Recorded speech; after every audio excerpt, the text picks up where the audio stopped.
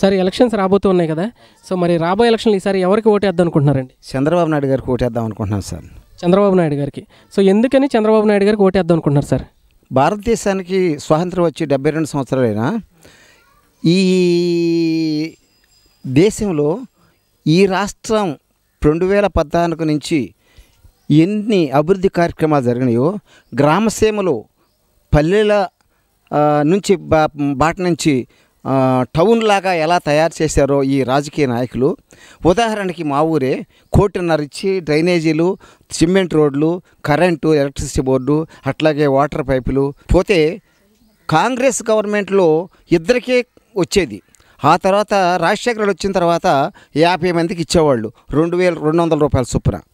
మళ్ళీ 2014లో చంద్రబాబు నాయుడు వచ్చిన తర్వాత అది 1000 రూపాయలు చేశారు.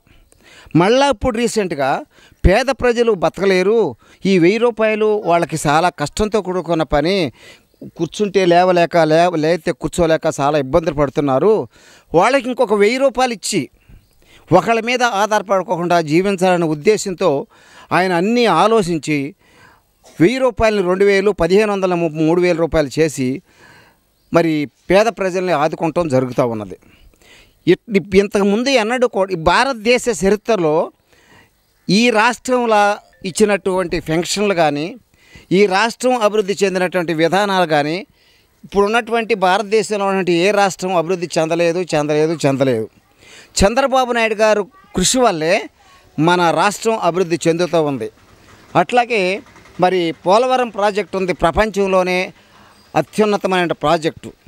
మరి ఆ ప్రాజెక్టు వల్ల మన ఈ కృష్ణా డెల్టాకి కానీ, తూర్పుగోదావరి, పశ్చిమ గోదావరి జిల్లాలకు కానీ ఎక్కడా కూడా నీరు కొరత లేకోకుండా రైతన్నులకు ఆసరాగా ఉంటూ మరి సంవత్సరానికి 2 పైర్లు పండించడానికి చంద్రబాబు నాయుడు గారు బాగా ముందుకొచ్చి చేస్తున్నారు.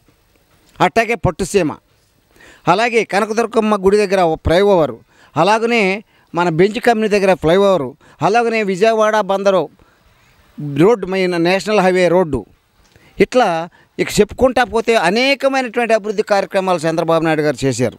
వార్తావాణి న్యూస్ ఛానల్ ఎప్పటికప్పుడు రాజకీయ, సినీ విశేషాలు, స్పోర్ట్స్ మరియు సాంకేతిక పరమైన మరెన్నో విషయాలను మన ముందుకు తెస్తుంది. మరింత సమాచారం కొరకు వార్తావాణి న్యూస్ ఛానల్ ని సబ్స్క్రైబ్ చేయండి.